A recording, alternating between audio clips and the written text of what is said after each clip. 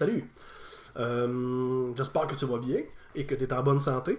Moi, dans le fond, probablement que ma voix est plus cassée que d'habitude parce que j'ai officiellement la COVID. Euh, j'ai pas fait de fièvre, ça n'a pas été trop dur. Dans le fond, c'est beaucoup plus au niveau de la gorge que je tousse un peu et que j'ai de la congestion. Mais c'est plate de l'avoir, mais en tout cas, ça aurait pu être pire, comme on dit. Donc voilà. Ça explique pourquoi ma voix est bizarre. Donc aujourd'hui, j'ai le goût de comparer deux films que j'aime beaucoup, deux films que j'adore en fait. Pseudo catchphrase poche. Mais bon. Ouais, c'est deux films qui ont été adaptés à différentes époques, tous les deux basés sur le même roman. Et ce film, et ça en fait, c'est Nightmare Alley, donc en français c'est Ruelle de cauchemar. On a la version remake, la version originelle ici, de 1947. Donc, en termes de genre, ce que je peux dire, c'est que les deux ont été faits en termes de film noir. Donc, l'original est un film noir officiel, le deuxième, le remake, est un néo-noir. Donc, qu'est-ce que le film noir? Le film noir, c'est un genre de film qui a été établi dans la fin des années 40 et les années 50, qui a été très populaire. Mais considéré un peu par les grands d'Hollywood comme étant du fond de baril un peu pas trop intéressant, alors que les gens adoraient ça. Ça a un petit peu le reflet de l'époque, vu que ça a été filmé surtout après la Deuxième Guerre mondiale. Donc ça a un peu l'espèce de ton de l'époque qui était très désespéré, très pauvre, qui en arrachait, que c'était mélancolique, que tout le monde faisait un peu, pas n'importe quoi, mais qui pensaient à eux d'abord avant de penser aux autres.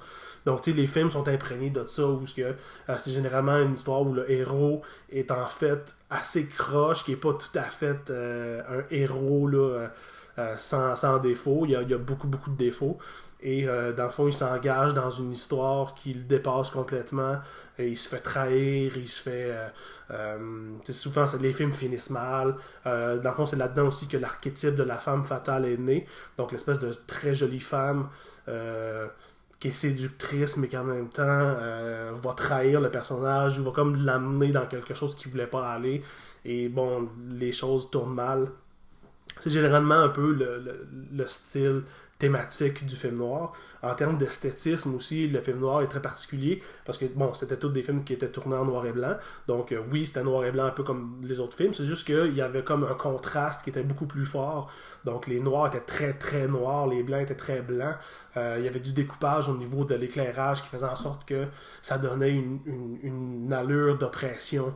Tu sais ce que je peux dire, mettons, on voit souvent ça dans les films, mettons que le personnage, un détective privé, il est comme à son bureau, puis dans le fond, il y a des rideaux à sa porte ou à sa fenêtre, puis l'éclairage vient de dehors, donc il y a comme l'espèce de barreau de ce que je disais là, j'ai plus le nom, là, mais de son rideau, si on peut dire. Là. Il y a comme les barres partout sur lui, ce qui fait un espèce de truc d'emprisonnement. Souvent aussi, les femmes fatales étaient filmées où il y avait comme une coupure de lumière, où le bas du visage et le haut du visage étaient dans le noir, ou de moins dans le plus sombre, et il y avait comme une barre de lumière qui passait sur les yeux, qui faisait que quand on regardait quelqu'un, comme on voyait qu'il y avait de la manipulation qui se faisait. Fait que c'était très, très, très... très dark comme atmosphère. Dans le fond, ce qui explique ça, il y a beaucoup de gens qui disent, dans le fond, c'est que vu que les réalisateurs de ces films-là étaient généralement des Européens qui sont venus aux États-Unis, donc ils ont apporté un peu l'esthétique artistique que l'Europe avait dans leurs films pour mêler ça avec l'esthétique américaine et pour fitter l'espèce d'histoire sombre que souvent ils représentaient dans leurs films. Donc, et dans le fond, là, ça parle du film noir. Le néo-noir, c'est la même chose. C'est juste que, en disant néo-noir, c'est comme vraiment la modernité. C'est comme la take plus moderne de nous en versus le film noir. Donc, des films comme Sin City, si vous avez vu Sin City, j'ai Marv en arrière ici.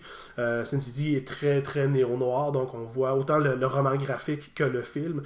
C'est très, très drastique. L'éclairage est très noir, très blanc. C'est comme découpé au bout. Puis, ça clash vraiment fort. Donc, ça, c'est vraiment l'esthétique du film noir. Mais vu qu'il est moderne, on l'appelle le néo-noir.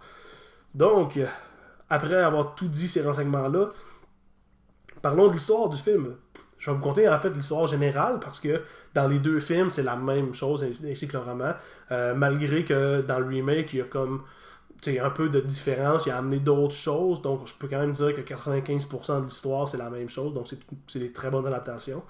Je vais dire que j'ai pas lu le roman aussi d'ailleurs, donc je l'ai pas lu, mais j'ai lu sur Wikipédia un peu les choses, donc je peux dire que c'est bien adapté. Bon, l'histoire en fait c'est que Stan, on suit le personnage de Stan qui est un gars qui travaille dans un cirque forain slash freak show. Fait que tu sais, c'est comme vraiment là, c'est du cirque, mais en même temps, les freak shows, c'était vraiment à l'époque où on voyait des gens qui étaient soit déformés ou vraiment bizarres, et les gens payaient pour voir ces curiosités-là. Donc c'était controversé parce que c'est pas tant humain de faire ça, mais c'était très populaire à l'époque. Et dans le fond, lui, il travaille là-dedans. Il travaille avec une femme qui s'appelle Madame Zina, qui est une mentaliste. Donc, elle lit dans les esprits, puis elle a des pouvoirs psychiques. On se rend compte, en fait, dès le début, on voit que c'est de la fourberie totale. Je dis, c'est arrangé, c'est croche, ils arnaquent le monde, dans le fond. Ils ont des trucs. Puis c'est le fun de voir les trucs qu'ils ont pour arnaquer les gens. Tu vois, c'est comme bien penser leurs affaires. Genre. Fait que dans le fond, notre personnage Stan, il travaille pour Madame Zina. Et Madame Zina est mariée avec un homme qui est un alcoolique.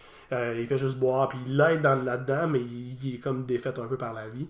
Puis dans le fond, on sait que ces deux personnages-là étaient des années auparavant des têtes d'affiche, des gens super populaires. Finalement, il y a quelque chose qui est arrivé, puis ça a craché leur carrière. Puis là, ils se retrouvent dans les cirques. Genre. Donc, Stan est un personnage qui est comme très égoïste, égocentrique. Il pense juste à lui, dans le fond. Et oui, il aide le monde, mais il aide le monde, dans le fond, parce que d'une façon autre, ils vont l'aider lui. Genre. Fait qu'il est vraiment, dès le début, il est manipulateur. Puis, dans le fond, ce qu'il veut, c'est vraiment devenir la tête d'affiche du spectacle et monter dans la société. Et dans le fond, avec de la fourberie, c'est ça qu'il réussit. Donc, il réussit à voler les secrets de Madame Zina et de son mari. Et il prend pour épouse une autre fille qui est dans le cercle avec lui.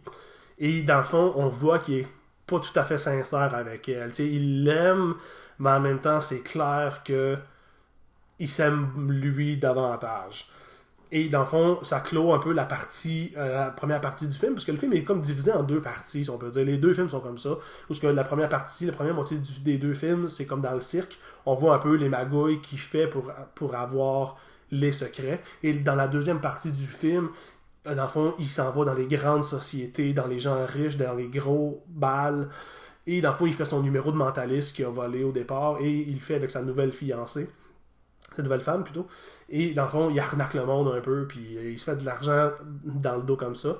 Et dans le fond, il rencontre une psychiatre avec qui il s'allie pour arnaquer les gens, parce qu'elle, ce qu'elle a fait en fait, c'est que quand que les gens viennent à son cabinet pour être psychanalysés, ben, à l'insu des patients, elle enregistre la conversation qu'ils ont. Fait que dans le fond, elle garde ça. Elle dit que c'est pour ses études. Mais dans le fond, le personnage de Stan se rend compte de ça d'une façon. Et dans le fond, ce qu'ils font, c'est qu'ils arnaquent le monde. Dans le fond, elle a fourni de l'information à Stan pour que lui, quand il fait son numéro de mentaliste, il est capable de savoir des trucs super précis sur ces gens-là. Fait que dans le fond, il leur soutire de l'argent, puis c'est comme vraiment croche.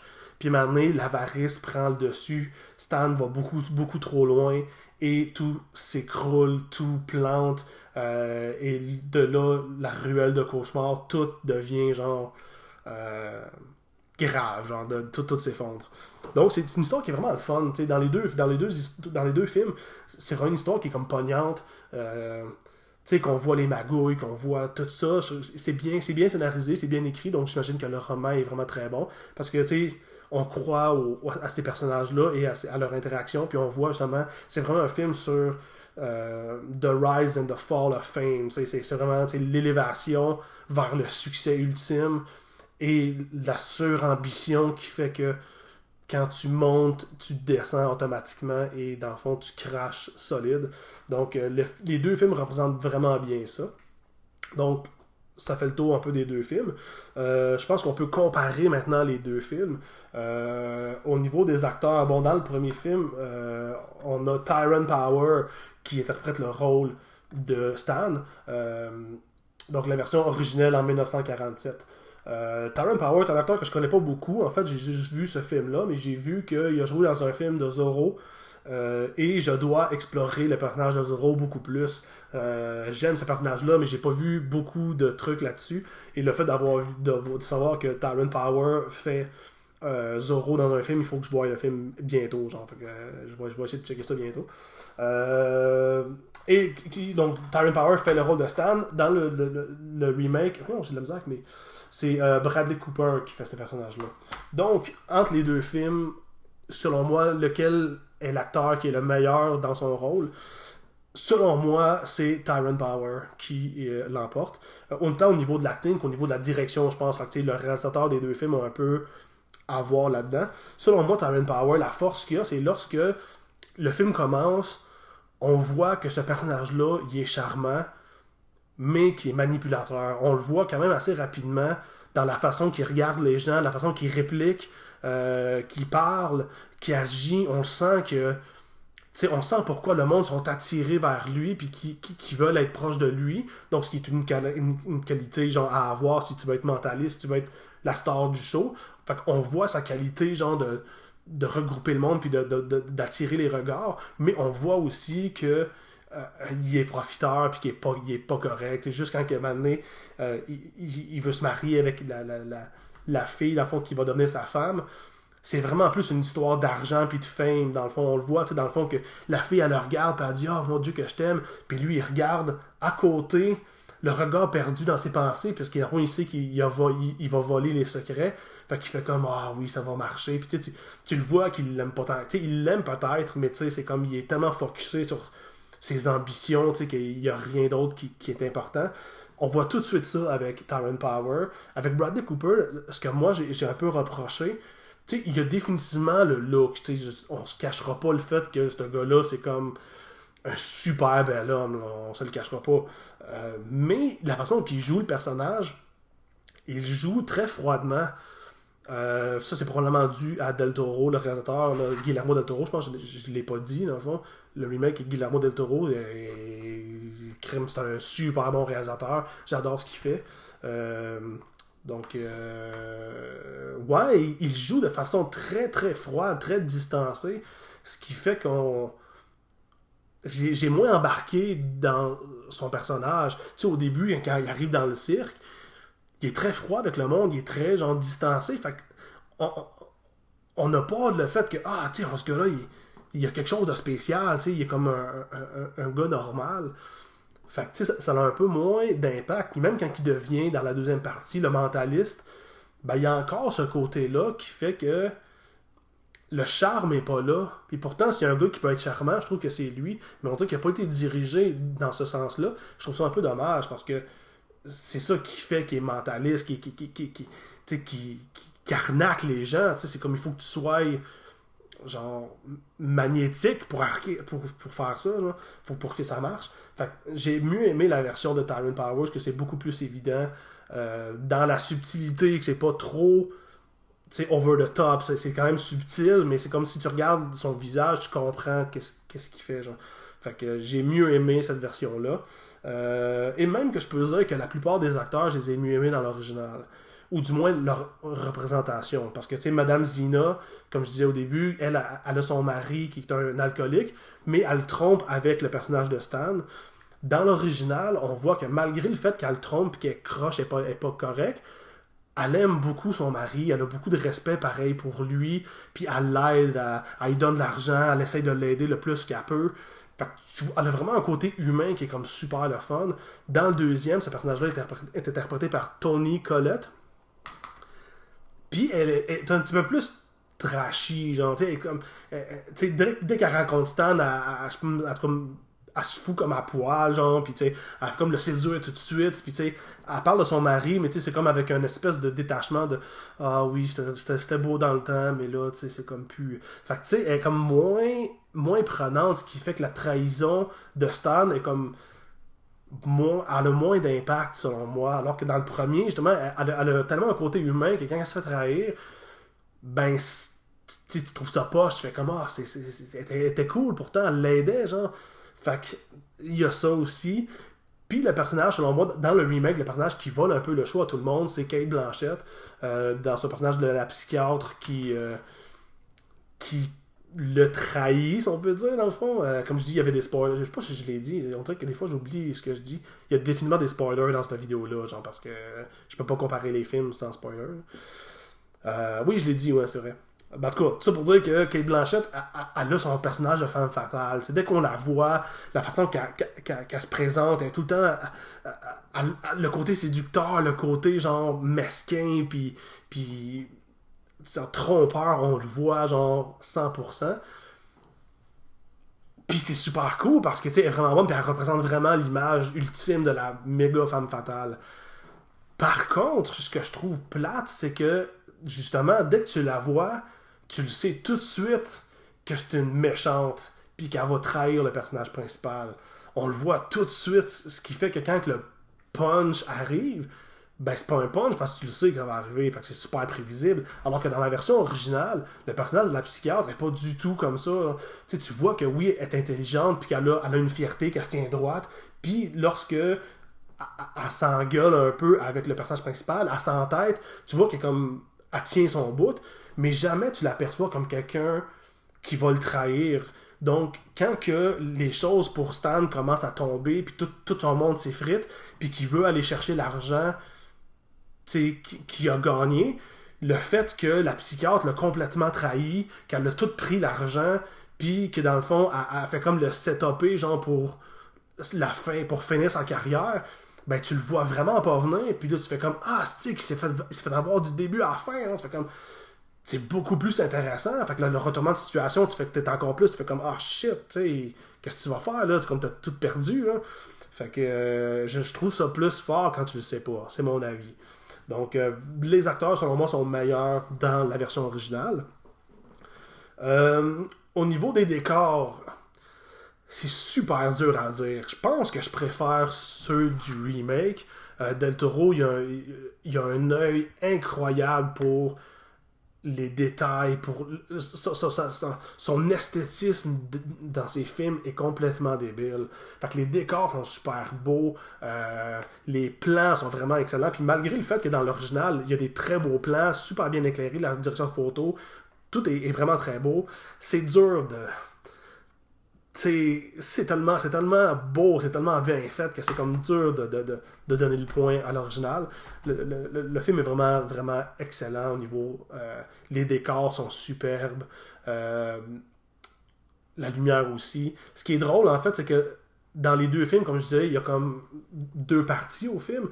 Et j'ai trouvé que le clash entre les deux parties était beaucoup plus fort dans le remake. Parce que dans le premier, le fait que c'était en noir et blanc, ben, même si tu passes d'un cirque forain où le monde est pauvre à une espèce de riche société, ben, le transfert, ça fait quand même bien parce que comme, malgré les décors et un peu l'éclairage, ça reste un peu similaire. Tandis que dans celui-là, le changement entre les deux est super drastique. Puis au départ, j'avais moins aimé ça. Mais en y repensant, je me dis, c'est assez logique, tu sais, entre les super pauvres forains, tu sais, qui vivent dans des tentes, puis la haute société dans des balles, ben, tu sais, c'est comme c'est pas la même chose du tout. Fait que, tu sais, je trouve que le clash est comme définitivement approprié. Donc, ouais, au niveau décor, tout ça, je donne le point au remake. Au niveau de la musique, ça, je dirais que je donnerais les points aux deux, en fait, parce que les deux ont vraiment de la musique vraiment incroyable, et les deux sont... c'est de la musique d'époque, mais tu sais, autant la musique vraiment de l'époque est bonne que l'espèce de représentation l'est aussi. Fait que la musique, selon moi, c'est très dur à dire. J'aime vraiment les deux. Un point aussi que je peux donner par contre au remake, c'est que le build-up à la fin, selon moi, est beaucoup plus efficace. Lorsque les choses commencent à s'écrouler pour le personnage principal, la tension est beaucoup plus présente dans le remake. On sent que tout ce qu'il perd, que la vie se resserre sur lui puis qu'il y a moins en moins d'options. On le sent beaucoup plus dans celui-là et un peu moins dans l'original. Et ça fait aussi que la fin, selon moi, dans le remake est beaucoup plus percutante. Parce que comment que ça finit, dans le fond, c'est que je parlais un peu qu'il y avait des freaks.